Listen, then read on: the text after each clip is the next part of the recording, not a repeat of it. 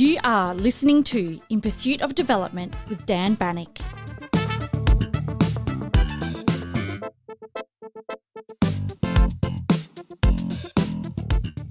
Welcome to a brand new season of In Pursuit of Development. I'm Dan Banik. Before we begin, I want to share something personal. It's been quite a long time since the last episode aired, over a year and a half. That absence wasn't planned. In October of last year, I had a heart attack. It was sudden, frightening, and completely unexpected. The months that followed were filled with hospital visits and the slow and humbling work of recovery. The good news is that I'm doing better now. I'm recovering steadily and feeling ready, grateful really, to begin yet another new season with you. Although the struggle continues, it has left me with a deeper sense of gratitude. Gratitude for the welfare state that supported me, gratitude for the doctors and nurses who gave me back to my family, gratitude for support from friends, colleagues and loved ones, and gratitude for the simple chance to feel the warmth of the Oslo sun on my face. Life offers no guarantees. Everything can change suddenly, without warning. That realization has sharpened my attention to the ordinary. Listening to music with care, calling my father or children for no reason, noticing how routine hours quietly add up to a life. We don't really control the trials that come our way, only how we respond. My response, it must be said, has been imperfect, but it has been carried by grace I did not earn and help I could not provide myself. That is enough to begin again and to keep beginning for as long as I am given. And so rather unusually, I've decided to feature myself in this opening episode. I want to set the stage for what's to come by reflecting on the major geopolitical shifts and development debates shaping our world right now, before we welcome a wide range of guests in the weeks and months ahead. The world we live in today feels unsettled. The familiar rules no longer seem to apply in the same way they once did. Over the last few years, we've witnessed a remarkable transformation in the international landscape. Trade wars between the United States and China, a weakening of multilateral institutions, the re-emergence of geopolitical blocs, and an increasingly transactional form of global politics. For decades after the Cold War, the liberal international order, anchored in free trade, multilateral cooperation, and shared rules, offered a kind of backbone to global affairs. It wasn't perfect, of course, but there was a sense that disputes could be channeled through institutions like the World Trade Organization, that global development efforts could be coordinated through multilateral frameworks, and that crises could be addressed collectively. Today, that sense of stability has been replaced by something more fragmented, more contested, and at times more chaotic. Power is no longer concentrated in one dominant pole. The United States remains a global power, but it now shares the stage with China, India, the European Union, and increasingly assertive regional actors in Africa, the Middle East, Latin America, and Southeast Asia. This shift from a unipolar to a multipolar world is reshaping the very foundations of international cooperation. Some scholars have described moments like this as periods between hegemonies, where the old order is fading, but a new one has yet to fully take shape. In this interregnum, rules are being contested, alliances are shifting, and new narratives are emerging about what the global order should look like. One of the clearest manifestations of this shift is the erosion of multilateralism. Institutions like the WTO are increasingly gridlocked. Climate negotiations struggle to produce meaningful commitments. The Bretton Woods system, which has structured the global economy for decades, is under strain. The UN Security Council, designed for a very different era, often finds itself paralyzed by great power rivalry. In the meantime, the rise of what some call transactional geopolitics is changing how states interact. Instead of relying on stable alliances or shared institutions, countries are increasingly engaging in short-term and interest-based deals. India's Foreign Minister, S. Jaishankar, has described this as operating in a transactional bazaar of global politics, where countries pursue multiple alignments simultaneously, guided by pragmatism rather than ideology. Trade wars are a vivid example. The United States has imposed tariffs on a range of Chinese goods, and China has responded in kind.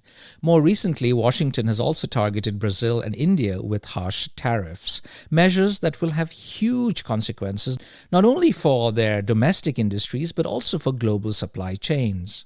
For Brazil, agricultural exports and manufacturing sectors are at risk, while India's pharmaceutical industry, long a crucial provider of affordable medicines to much of the global south and increasingly to the global north, that industry faces disruptions that could limit access to essential drugs worldwide. These escalating trade measures have already disrupted supply chains and encouraged a trend known as friendshoring, where countries shift production to politically aligned partners. While this creates new opportunities for some states, it also risks bypassing low-income economies that had benefited from earlier waves of globalization and now threatens to make essential goods from food to medicine less accessible and more expensive for millions of people. At the same time, geopolitical tensions are intersecting with economic fragility. More than 50 low and middle-income countries are now in or near debt distress. High interest rates, tighter credit, and a retrenchment of global banks have made it harder for frontier markets to access long-term and cheap financing. Conflicts in Ukraine, Gaza, Sudan, Myanmar, and across the Sahel are disrupting trade routes and creating instability that ripples far beyond national borders. What we are really facing in 2025 is not a single crisis, but 7 interlocking ones. First, fragmented and transactional geopolitics. Second, democracy under pressure. Third, persistent conflict and insecurity. Fourth, economic fragility and debt. Fifth, a triple planetary crisis of climate change, biodiversity loss, and pollution. Sixth, a turbulent energy transition. And seventh, disruptive technologies like AI. None of these challenges exist in isolation. They overlap, compound, and test the resilience of societies everywhere. It's easy to look at all of this and feel overwhelmed, to see only crisis. And to be fair, the challenges are indeed enormous. But that's not the whole story, because alongside this turbulence, something equally significant is happening: the rise of the Global South. The term Global South has become much more prominent in recent years, and it's also a complex and contested concept. Historically, it was often used as a synonym for the Third World, referring to low-income countries, many of which experienced colonialism and later pursued development outside the orbit of Cold War superpowers. But today, the Global South should be understood not just as a geographical category, but as a geohistorical and political concept. The Global South refers to a diverse set of countries that share, in different ways, experiences of marginalization within the global system and aspirations for a more just international order. It's about historical trajectories of colonialism and structural inequality, but also about new forms of agency and leadership. What's striking is how much more visible and assertive the Global South has become in shaping global debates. This isn't just about rhetoric. It's actually about real influence. Take the G20, for example. In 2023, during India's presidency, the language of the voice of the Global South became central to the G20 agenda. In 2024, Brazil built on this by foregrounding inequality, climate justice, and poverty eradication as global priorities. In 2025, under South Africa's presidency, these themes are being pushed even further. The African Union's inclusion as a permanent G20 member in 2023 was a watershed moment, symbolizing a more inclusive global conversation. South-South cooperation has also taken on new dimensions. Historically anchored in movements like the Non-Alignment Movement or the G77, today it includes a wide range of partnerships between China and African countries through FOCAC, between ASEAN and Latin American countries, and through the BRICS grouping, which has expanded its membership and influence. But we should be clear. The Global South is not a monolith. It's an incredibly diverse and dynamic field of actors. China is both a champion of Global South solidarity and a major global power with its own strategic interests. India positions itself as a bridge between North and South. Middle powers like Turkey, Gulf states, Brazil, and South Africa are pursuing their own agendas. Smaller states are finding new spaces to assert themselves through coalitions and issue-based alliances. This diversity is both a strength and a challenge. On the one hand, it allows for a plurality of voices, experiences, and strategies. On the other, it makes coordination much more complicated and raises questions about whose interests exactly are actually being represented. There are also debates about whether the rise of the Global South will lead to a more democratic and equitable global order. Some scholars see it as a potentially emancipatory moment, a chance to rewrite the rules in a more fair way. Others are more skeptical, pointing out that inequalities within the Global South are actually deepening, that authoritarian tendencies are present in some of its leading states, and that new forms of dependency can emerge even as old ones fade. Nonetheless, the rise of the Global South is reshaping global governance in real ways. Countries once seen primarily as rule takers are increasingly becoming rule makers, whether through creating new institutions, influencing existing ones, or setting agendas in global negotiations. This has major implications for global development. On trade and investment, for example, as supply chains are reconfigured, many emerging markets are becoming new hubs of production and finance. But to seize these opportunities, they need patient capital and institutional support, something development finance institutions are increasingly trying to provide, but perhaps also struggling with. On climate change, the energy transition is now hinged on what happens in the Global South. Many of the fastest growing emitters are emerging economies, reliant on coal. Renewable deployment is growing, but not fast enough to meet global targets.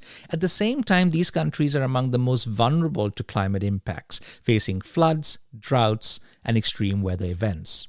On technology, AI and digital public infrastructure are transforming development possibilities. India's Aadhaar and Unified Payments Interface, or UPI systems, have inspired similar efforts across Africa, helping drive financial inclusion and public service delivery.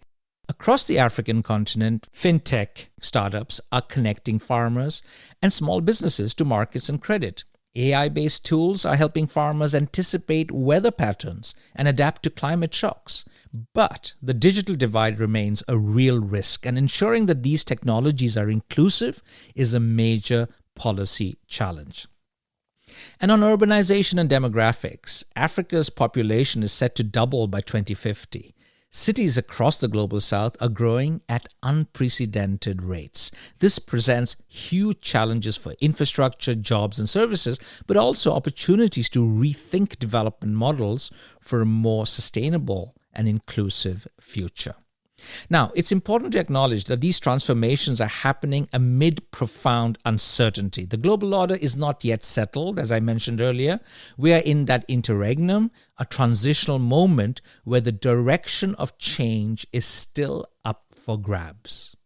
And this is where I want to end today's episode, with the politics of hope. Too often, the narrative we hear, especially in mainstream media, is one of crisis.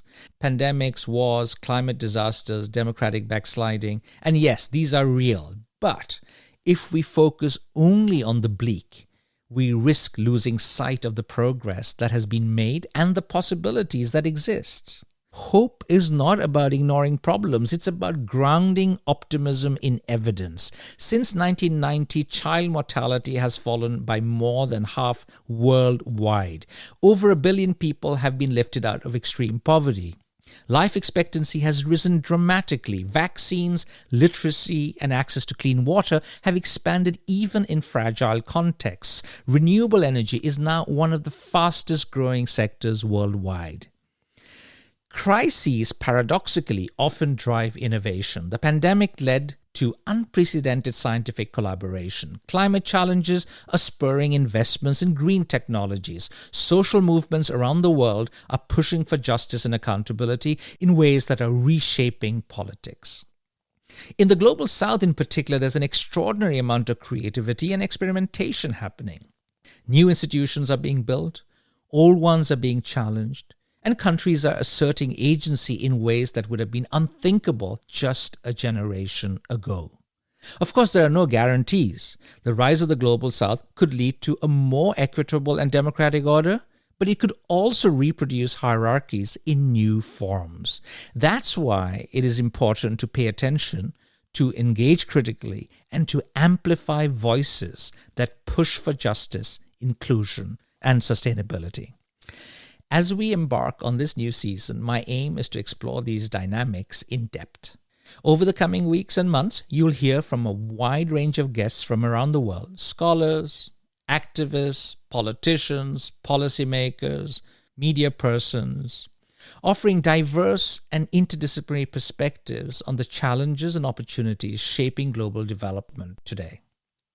Yes, the world is turbulent, but it is also full of possibility.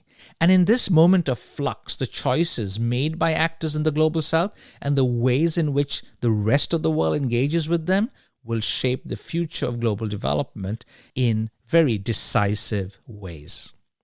So, welcome to Season 6 of In Pursuit of Development. I'd be very grateful if you could help spread the word about the show among friends, colleagues, and on social media, so that together we can continue to expand this global conversation. Thank you.